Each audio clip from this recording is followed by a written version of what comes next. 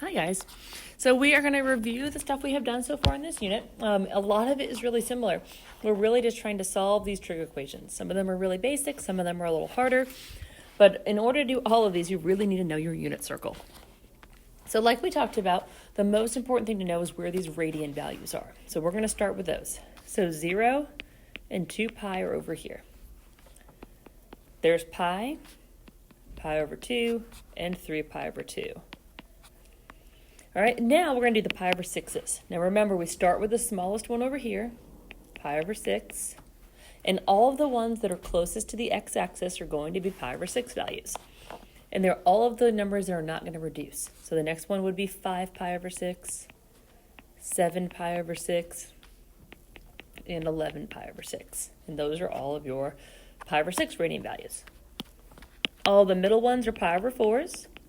So pi over 4, 3 pi over 4, 5 pi over 4, and 7 pi over 4. The others are the pi over 3's, and again, it's the ones that don't reduce. So pi over 3, 2 pi over 3, 4 pi over 3, and 5 pi over 3. Once we have our radians in, we can go ahead and write our coordinates. So remember, x is cosine, y is sine, y divided by x is tangent. Now keep in mind at this point, if you're really struggling to find these values, it's really important that you know them, especially if you're going to go into calculus. But if you are just having the hardest time, if you take your calculator and you do cosine of pi over 6, if your mode is in radians, it's going to give you that answer. And the Casios are nice because they don't even give you a decimal. They actually give you the nice, pretty value that you need. The Casio would actually give you the answer of root 3 over 2. So you would know to be able to put that as the x-coordinate. Let me go ahead and use the same color here. So if you're really struggling, that is an option for you. But again, it is important just to kind of know these. The more time you spend with them, the easier they get. So here's root 3 over 2, comma 1/2. And remember, all of the pi over 6's will have the same values. We're just going to add some negatives. All right, so negatives. Everything in the first quadrant is positive. Over here on the left, you've got a negative there.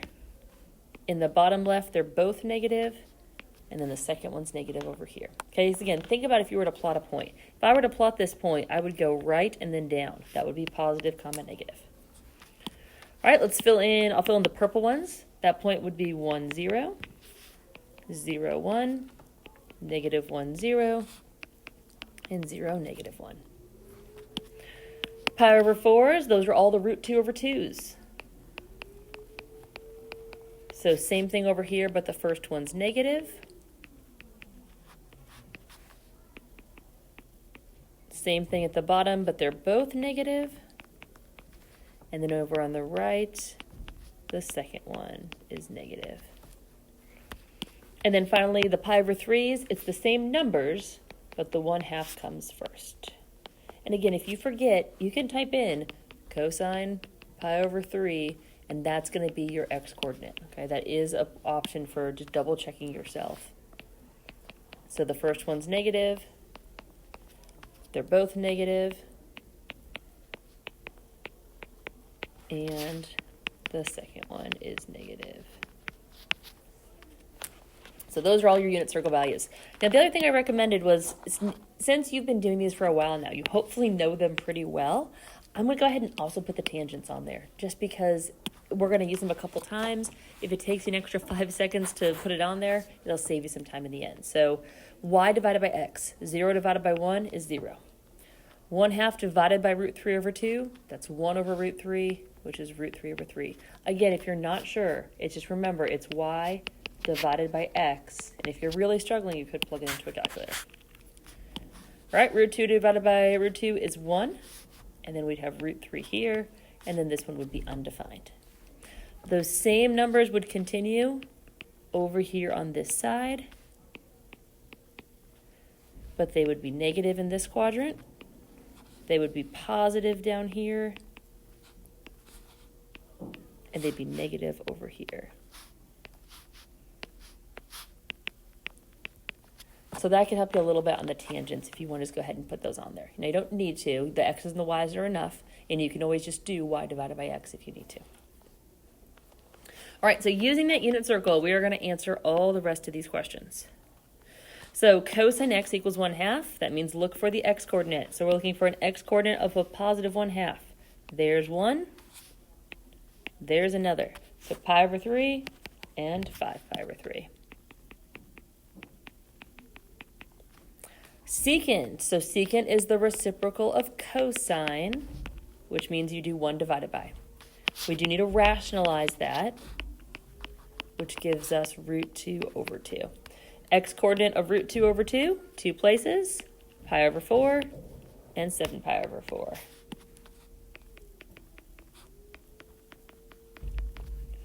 All right, tangent is root 3. So tangent is root 3. Again, I already added it. Just remember, if you're not sure, y divided by x.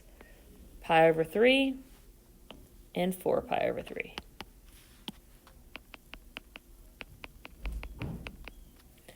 And then when sine is a negative 1/2, so you're looking for a negative 1/2. For a y coordinate, that's going to be down here at the bottom and down here. So 7 pi over 6 and 11 pi over 6.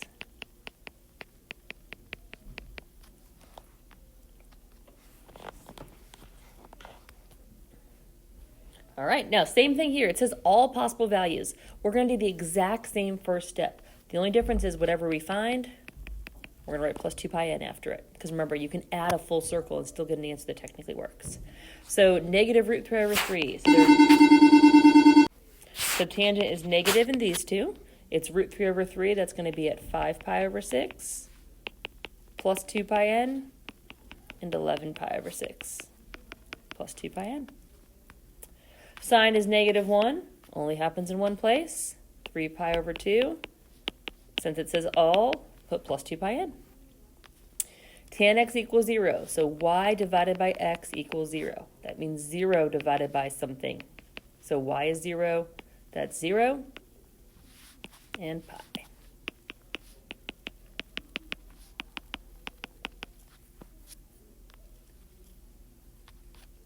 All right, cosecant, that's the reciprocal of sine.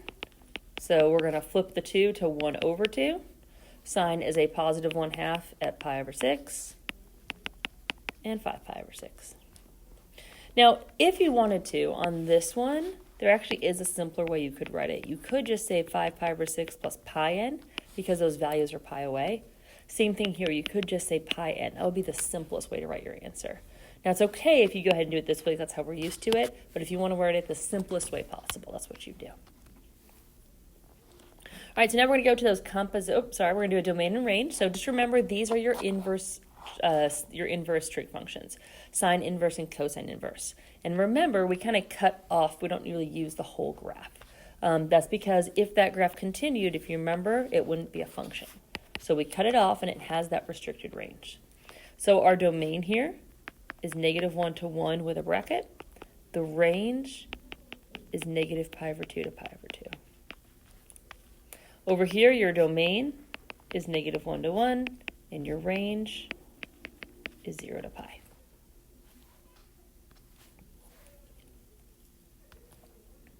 All right, let's do some of these composition questions. So the big thing to understand here is the difference between an inverse and a regular old trig function. So let's start with the first one. The inside part says the secant of pi over 3. What that means is go to your unit circle where it's pi over 3. Secant is the reciprocal of cosine. So we're going to find the x-coordinate at that point and flip it.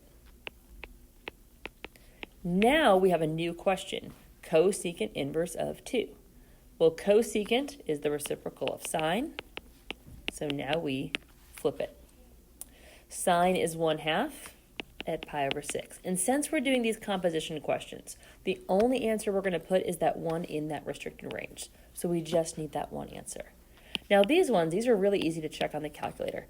You can actually plug this in exactly the way it is in order to be able to get your answer. Now you have to remember something like secant isn't on your calculator. You have to remember that secant is 1 over cosine. But anything with just sine, cosine, tangent, you could just plug these straight in to check your answer. All right, tan inverse of root 3 You're looking for where the tangent is going to be root 3. Again, we only need to find the one value here because we're doing that inverse. So tangent is going to be root 3 at pi over 3. So then we're doing the sine of pi over 3, which is the y-coordinate, which is root 3 over 2. All right, again, starting on the inside, cosine of 5 pi over 3. That means go to 5 pi over 3 on your unit circle. 5 pi over 3 is here. Find the x-coordinate.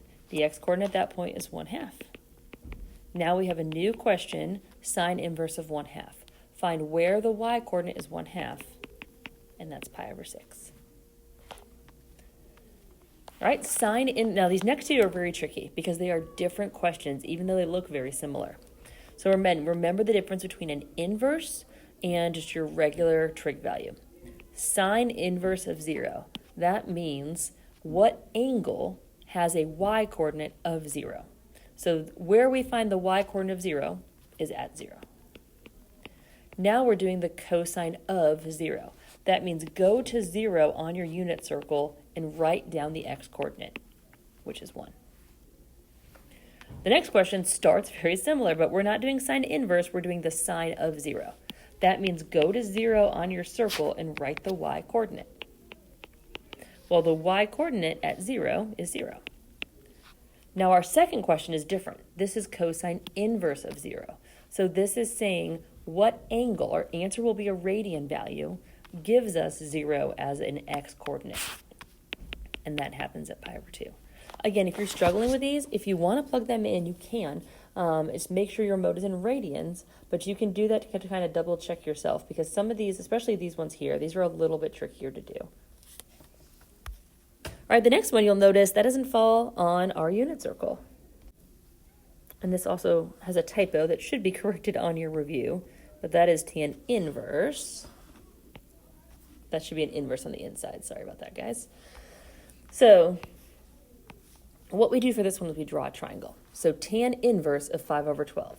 The answer to this is an angle. I'm just going to draw a picture for that. So here's my angle. Opposite is 5, adjacent is 12. Pythagorean theorem to get your missing side, which would be 13. Now we're going to find the sine of the angle in the picture. So the opposite over the hypotenuse, which is 5 over 13. Next one's very similar, okay, sine inverse of 15 over 7. So that means that the opposite over the hypotenuse on this picture is going to be 15 and 7. Well, problem here is that it's not possible. We can't have a hypotenuse smaller. So this one actually is not possible. If you tried to plug this into a calculator, you would get an error. It doesn't mean it's wrong, it just means you can't do it. All right, then cosine inverse of 5 pi over 6. Again, if you plug this in, you're going to get an error. Cosine inverse of 5 pi over 6 is not possible. Cosine of 5 pi over 6 is possible, but cosine inverse is not. So again, just be careful. The answer to an inverse is going to be those radian values. It's going to be those angles. If it's just a regular function, your answer is going to be whatever that ratio is. All right, so now we're going to move on to the stuff that we did after spring break, which is very similar with a little bit of extra algebra at the beginning.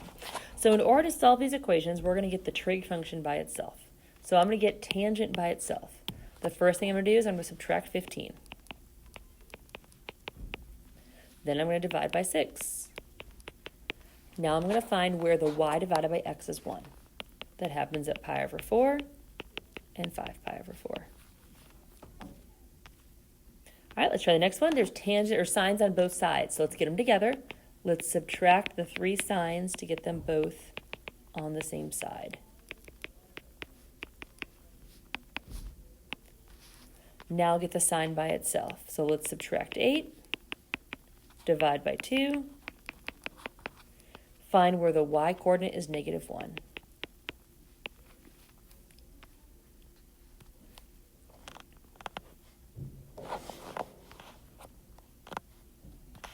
All right, this is one of the harder ones, okay? So let's start by getting the trig function by itself. So let's get all of this by itself. Remember, on this, do not distribute. It's not cosecant times that. It's cosecant of that. They're connected. They're together. It's not multiplied. So we are going to start by adding 6 and dividing by 4. Remember now, cosecant is the same thing as sine if you do the reciprocal. So let's flip it. So you're going to look for where the y-coordinate's 1/2. Well, that happens at pi over 6, and that happens at 5 pi over 6. But remember, that doesn't equal x in this case. It's going to equal x plus pi over 12. So we still have to get this by itself. Let's get a common denominator. So this would be 2 pi over 12 and 10 pi over 12. So I get x is pi over 12 for this one, and 9 pi over 12, which can reduce. All right, on the next one, we're going to get the sine squared by itself. So to get the sine squared by itself, we're going to subtract 7, divide by 2. Now be careful on this one. We still have to square root it. It's not going to be 1/2. So 2 things to be careful of. 1, it's plus or minus. And 2, we do have to square root that 2 on the bottom. Well, now, 1 over root 2 you probably don't see under unit circle. So let's rationalize. And now you're looking for where you can find a positive or a negative root 2 over 2. That's going to happen at all of the pi over 4 values. So pi over 4, 3 pi over 4, 5 pi over 4, and 7 pi over 4.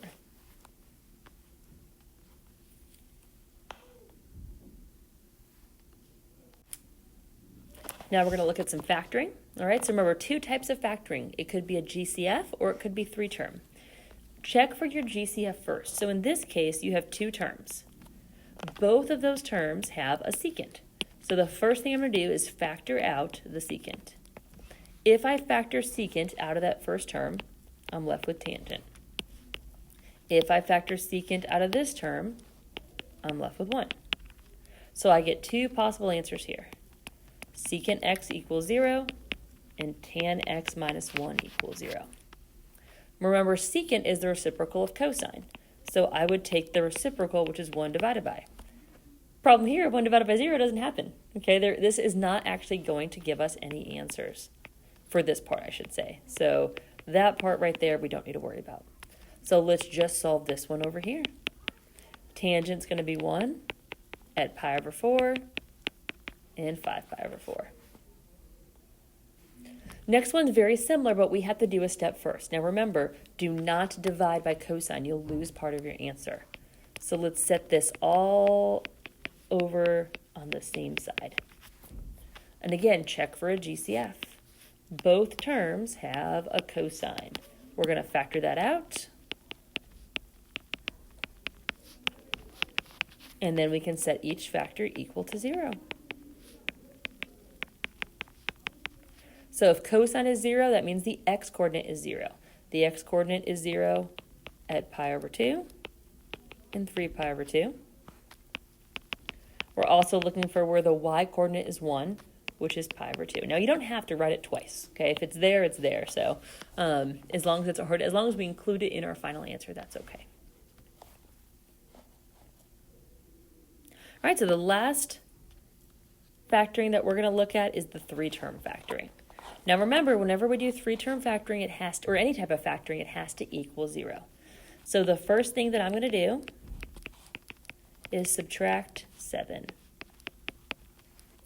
To make it a little easier to see, I'm going to replace sine with a different variable, with u. So this would be 2u squared plus u minus 1 equals 0. So now let's factor. We're looking for things that multiply to -2 and add to 1. That's going to be a 2 and a -1. So we keep the first term the same. We rewrite the middle into our 2 numbers, and we keep the last term the same. Okay, so we just changed the middle into the 2 numbers we came up with. Now we're going to do grouping. So 2u comes out of the first one. Then minus 1 comes out of the next one.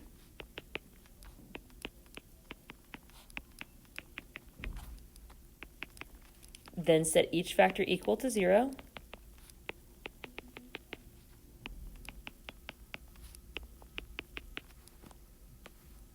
Now remember, we're not solving for u here, okay? We're solving for x, and in the original problem, we replaced u with sine.